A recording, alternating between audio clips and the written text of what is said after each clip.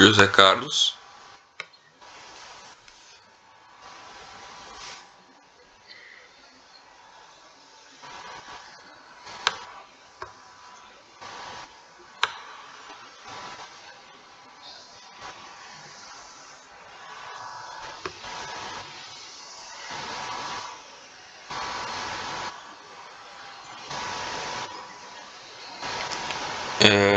A gente vai falar aqui sobre o ofício do historiador, sobre as eras geológicas e tempo geológico, tempo histórico. A gente vai falar sobre como a história é escrita, sobre as fontes históricas. Nessa primeira parte do podcast vai seguir mais ou menos esse raciocínio.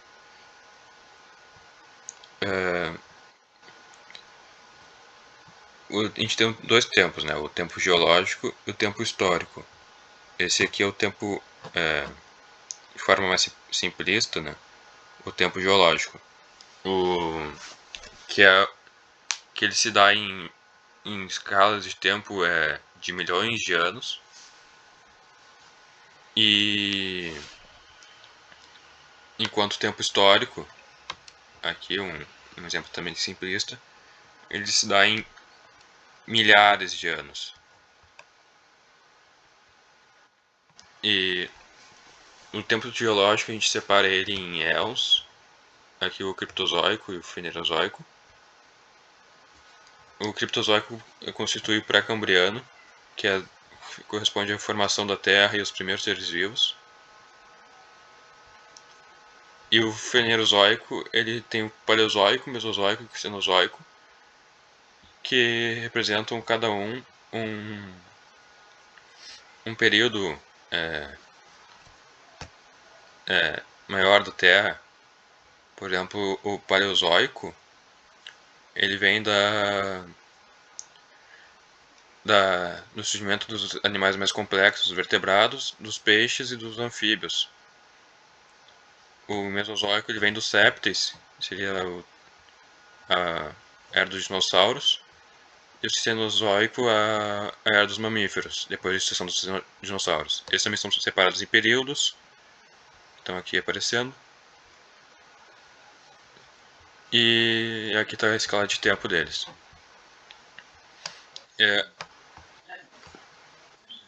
Pode falar.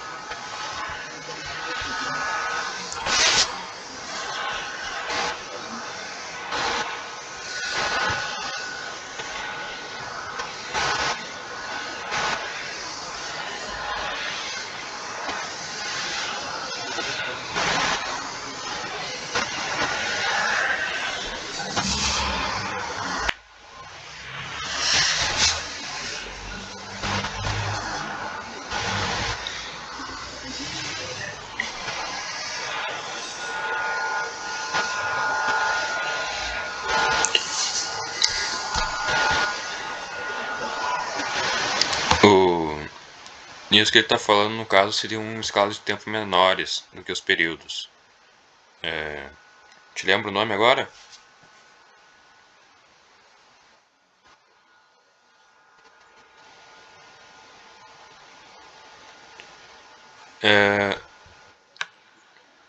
Já retorno ali, mas aqui tem o tempo histórico também. O tempo histórico, ele durante muito tempo foi dividido dessa forma, que é com base numa certa área da civilização.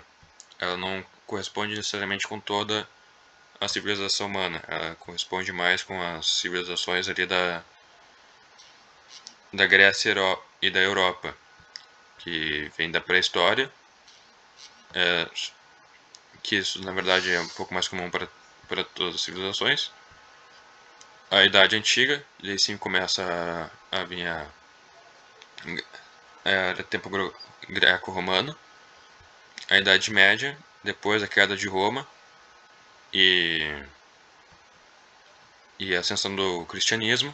A Idade Moderna, que começa com a colonização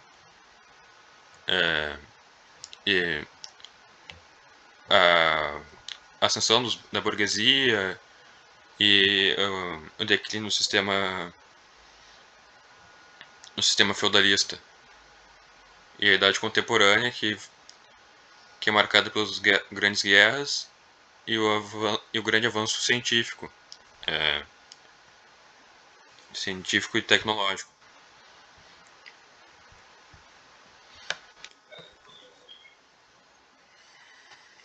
Sim. Mas hoje em dia isso já é um pouco mais discutido, né? Porque nem todas as civilizações, nem todas as culturas seguiram essa mesma linha. E, e por exemplo, até Roma começar a conquistar, por exemplo, a Ibéria, ela também não estava né, com essas características. Ela não tinha ciência e filosofia, por exemplo. A Ibéria estava mais para um cenário mais tribal, um cenário que talvez, por definições aqui, talvez parecesse um pouco mais como pré-história, não sei. É um pouco de especulação agora, né?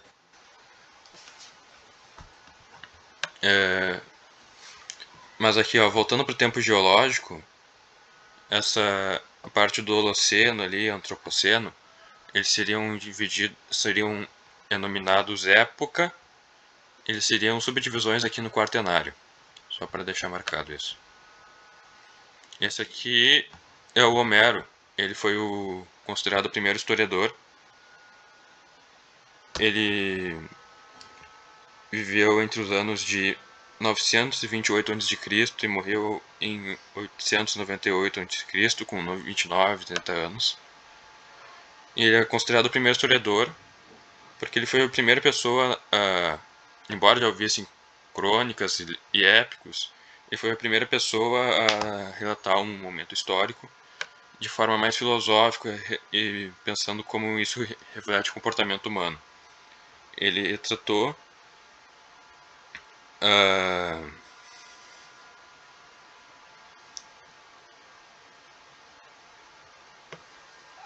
a invasão persa da Grécia. Opa, desculpa.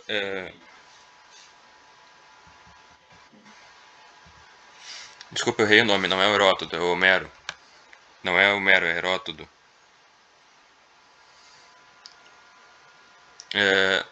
Agora, vindo para o trabalho do historiador, o historiador ele tem ele trabalha com base de fontes históricas, sendo elas não escritas, como por exemplo fotos, cerâmicas, mapas, desenhos, ferramentas ou construções que retratam um determinado tempo histórico. Ou pode ser por exemplo, fontes escritas, que isso aqui seria a Pedra de Roseta, só para a fim de curiosidade, né? Que serviu para tradução dos hieróglifos egípcios. Pois é, ela tem uma parte que é composta por hieróglifos e uma parte que é composta pela língua grega. Mas tem mais, além disso, de fontes históricas não escritas. Também tem, por exemplo, as fontes orais, que na África ali é ocidental. Na região da África Ocidental tem os griots, que eles são pessoas que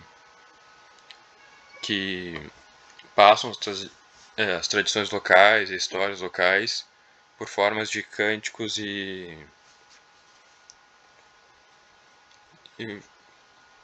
de forma falada, de música e poesia, né? E poemas, as histórias. E não é só a pedra de Roseta que é uma fonte escrita. Livros, uma pessoa com um diário, o diário dessa pessoa pode ser uma fonte histórica, um documento, um jornal pode ser uma fonte histórica.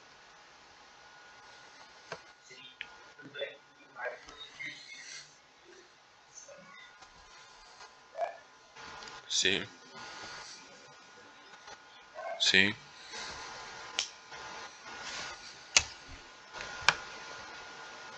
Esse aqui é o Paul Veyne. Ele é um historiador francês. Ele fez um livro falando sobre, com o título de Como se escreve a história. Ele fala que a história não deveria ser, na opinião dele, né? A história não deveria ser considerada uma ciência, pois ela tem métodos e suas teorias são relativas. O que ele quer dizer com isso? É pelo fato de não se ter pelo como o historiador constrói a narrativa histórica, como ele apresenta a narrativa histórica, pode ser modificado pelos seus interesses, pode ser modificado pelos crenças pessoais, pode ser modificado por N fatores que não são metodológicos. Ele dá no livro dele um exemplo a Batalha de Waterloo. Ele diz que olhando esse fato, esse acontecimento histórico, pode interpretar ele de três formas diferentes. Duas delas são ou uma vitória dos ingleses ou uma derrota dos franceses, por exemplo, nessa batalha. E por isso que não. E também, onde eu li sobre o livro dele, também fala, por exemplo, da colonização na América, que pode ser ou visto como um descobrimento dos espanhóis e portugueses da América, dos europeus da América, ou como uma conquista sobre os povos nativos. Depende de cada historiador.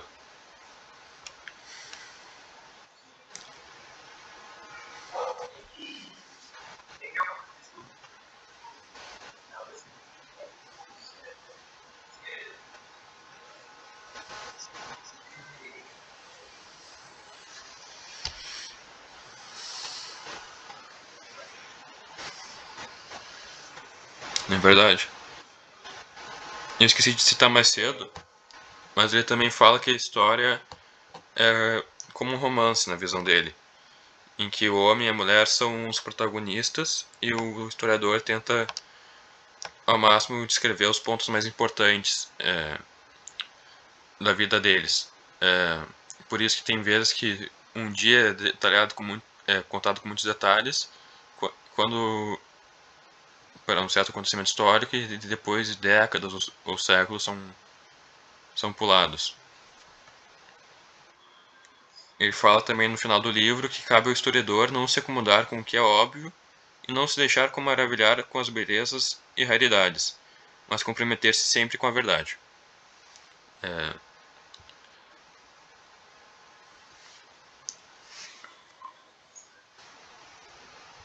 sim. Sobre essa primeira parte do podcast, eu acho que era isso. Já está quase que batendo tempo também. Então a gente continua no próximo vídeo.